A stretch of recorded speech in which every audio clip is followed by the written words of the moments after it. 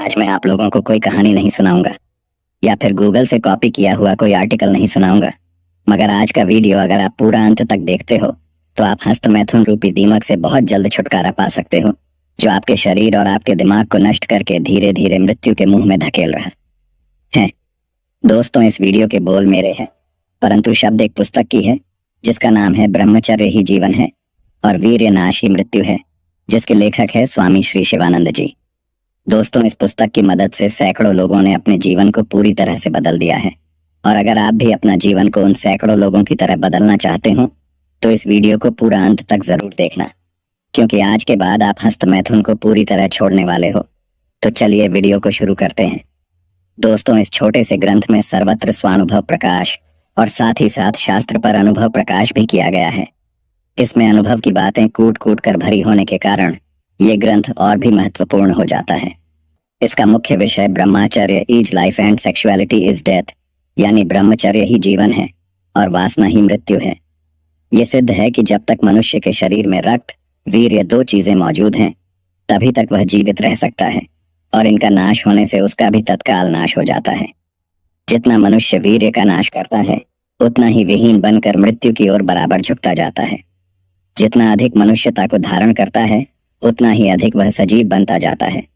उसमें शक्ति, तेज, निश्चय, सामर्थ्य, पुरुषार्थ, बुद्धि, सिद्धि और ईश्वरत्व प्रकट होने लगते हैं, और वह दीर्घकाल जीवन पर्यंत लाभ कर सकता है। वीर्यवान पुरुष को कोई भी मार नहीं सकता, और वीर्यवान पुरुष को कोई भी रोग अकाल मार नहीं सकता। दुर्बल को ही सब रोग सताते हैं। यही प्रकृति का नियम है। सच पूछिए तो वीर्य ही अमृत है। इसी की रक्षा करने से अर्थात धारण करने से मनुष्य अजर अमर होता है। भीष्म पितामह इसी संजीवनी शक्ति के कारण असर यानी अकाल मृत्यु न होने वाले और इतने सामर्थ्य संपन्न हुए थे। यदि हम भी इसकी रक्षा करें अर्थात वीर्य रोककर ब्रह्मचर्य धारण करें तो हम भी वैसे ही प्रभावशाली और उन्नतिशील बन सकते हैं, क्योंकि रक्षा आत्माओं का रहस्य है और इसी में जीव मात्र का जीवन है। इस पुस्तक में वीर्य रक्षा संबंधी जो गहरी और स्वानुभूत नियम बताए गए हैं वे बहुत ही अनमोल हैं। स्वतः अनुभव किए होने के कारण वे अत्यंत ही सिद्ध हैं, रामबाण हैं, कभी भी निष्फल होने वाले नहीं हैं।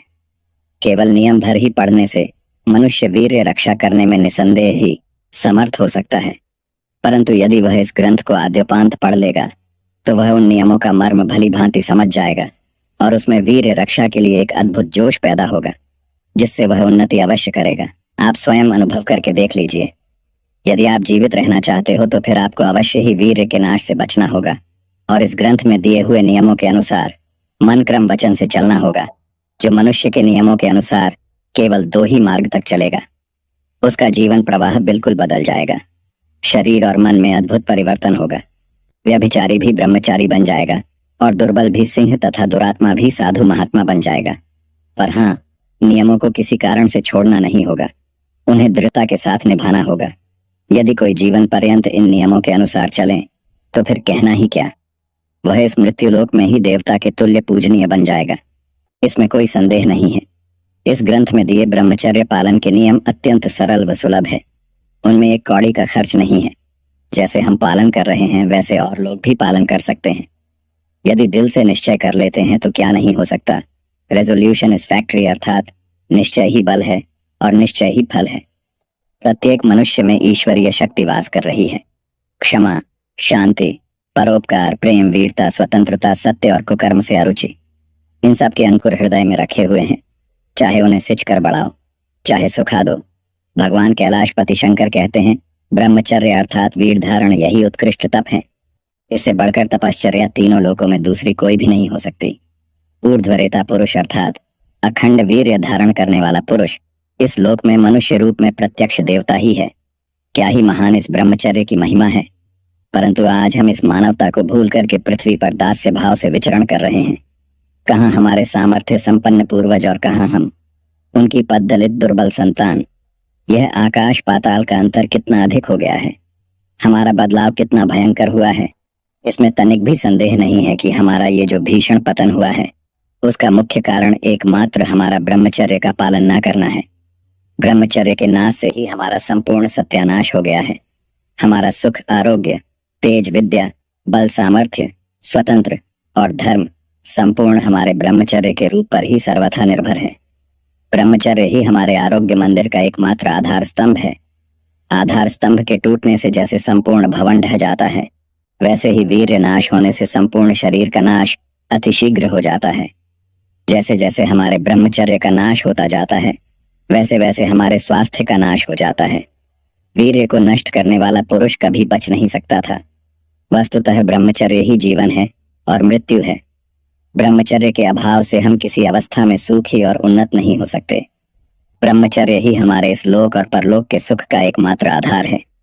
यही नहीं, ब्रह्मचर्य ही हमारे चारों पुरुषार्थों का मूल है। मुक्ति का अत्यंत अनमोल वस्तु है। इसी वीर्य के बल पर पुरुष देवता बनता है और उसके नाश से पूर्णतया अधर्मी बन जाता है। बिना ब्रह्मचर्य धारण किए हुए पुरुष कदापि श्रेष्ठ पद को प्राप्त नहीं कर सकता। वीर्य भ्रष्ट पुरुष कदापि पवित्र धर्मात्मा व महात्मा नहीं हो सकता है। बिना ब्रह्मचर्य के प्रत्यक्ष केंद्र भी तुच्छ और पददलित हो सकता है। तब फिर सामान्य मनुष्य की बात ही क्या है। अतः ब्रह्मचर्य ही हमारी संपूर्ण विद्या, वैभव और सौभाग्य का अधिकरण है। ब्रह्मचर्य ही हमारी श्रेष्ठता, स्वतंत्रता और संपूर्ण उन्नति का बीज मंत्र है। ब्रह्मचर्य ही हमारी संपूर्ण सिद्धियों का एकमात्र रहस्य है। दोस्तों, लेखक ने इस पुस्तक में शास्त्रों के अनुसार ब्रह्मचर्य नाश की 8 प्रकार से बताए हैं। महिला किसी जगह पड़ी हुई, सुनी हुई या चित्र में वह प्रत्यक्ष देखी हुई स्त्री का ध्यान, चिंतन व स्मरण करना। दूसरा, स्त्रियों के रूप और अंग प्रत्यंग का वर्णन करना, श्रृंगारी गायन, कजली गाना, भद्दी बातें बकना, अन्य स्त्रियों के साथ गेंद, ताश, शतरंज, होली इत्यादि खेल खेलना। चौथा, किसी की ओर या ऊंट की तरह गर्दन उठाकर या घुमाकर पाप की दृष्टि से अथवा चोर दृष्टि से देखना। पांचवा, स्त्रियों में बार बार आना जाना और उनके साथ एकांत में बातचीत करना। छठा, श्रृंगार रसपूर्ण उपन्यास पढ़कर, स्त्रियों के भद्दे फोटो देखकर अथवा नाटक व सिनेमा में रद्दी काम चेष्टापूर्ण दृश्य देखकर उन्हीं की कल्पनाओं में निमग्न रहना। 7, तो किसी अप्राप्य स्त्री की प्राप्ति के लिए व्यर्थ पापपूर्ण प्रयत्न करना। उन्हें इन लक्षणों के बिल्कुल विरुद्ध लक्षण अखंड ब्रह्मचर्य के होते हैं। आदर्श ब्रह्मचर्य में इनमें का एक भी लक्षण तुम में नहीं आना चाहिए, क्योंकि इनमें का कोई भी लक्षण मनुष्य को नष्ट भ्रष्ट करने में पूर्ण समर्थ है। दोस्तों, आजकल समाज में मैथुन नवयुवकों में बड़े भीषण रूप से फैल गया है। इसमें तुमसे तो बालकों का बड़ा भारी नुकसान हो रहा है। नए और इन्फ्लुएंजा से कहीं बढ़कर यह नया रोग नवयुवकों को जान से मार रहा है। यही नहीं, बल्कि बड़े बड़े लिखे हुए लोग भी इसका शिकार होते जा रहे हैं। हाँ, वो बड़े ही दुर्भाग्य की बात की है, इस महारोग से पिंड छुड़ाना इन्फ्लुएंजा जैसे रोगों से भी महाकठिन हो गया है। इस महारोग को हस्त मैथुन का रोग कहते हैं। ये रोग बड़ा भयानक है। ये राक्षस मनुष्य को बड़ी क्रूरता से बिल्कुल निचोड़ डालता है। ये भी एक प्रकार की स्त्री की नवधा भक्ति ही है।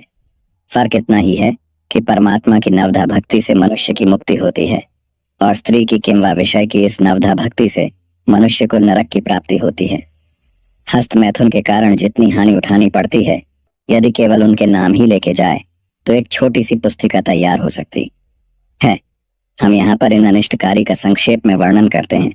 किसी लकड़ी को घुन लगने से जैसे है वह बिल्कुल खोखली बन जाती है, वैसे ही इस अधमकुत्सव से मनुष्य की अवस्था जड़ीभूत हो जाती है। हस्त मैथुन को अंग्रेजी में मास्टरबेट कहते हैं।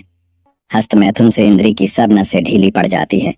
फल यह होता है कि इस नसों के दुर्बल होने से जननेंद्रिय टेढ़ी हो जाती है, जो हमारे गृहस्थ जीवन को बुरी तरह से प्रभावित करती है।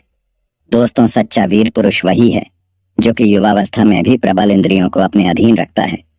दोस्तों, अब हम विनाश के कई मुख्य लक्षण को देखेंगे कि वीर्य नाश से आपके शरीर तथा जीवन में क्या प्रभाव होता है। पहला, काम पीड़ित वीर्य को नष्ट करने वाला बालक बड़े आदमियों की तरफ से आंख मिलाकर नहीं देख सकता।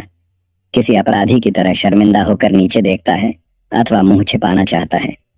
दूसरा, बहुत से चालक लड़के झूठे ही छाती निकालकर समाज में अकड़कर घुमा करते हैं। वे जरूरत से अधिक बनावटी बन जाते हैं। कारण यह है कि ऐसा करने से उनके दुर्गुण छिप जाएंगे और लोगों की दृष्टि में वे निर्दोष रहेंगे।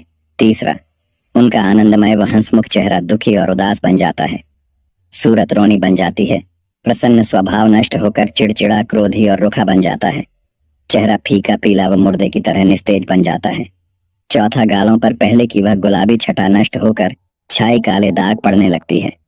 यह अत्यंत नाश का निश्चित लक्षण है। पांचवा, आंखें अंदर धंस जाते हैं और गाल की हड्डियां खुल जाती हैं। छठा बाल पकने व झड़ने लगते हैं। मुझे पीली व सुर्खियां लाल बन जाती हैं।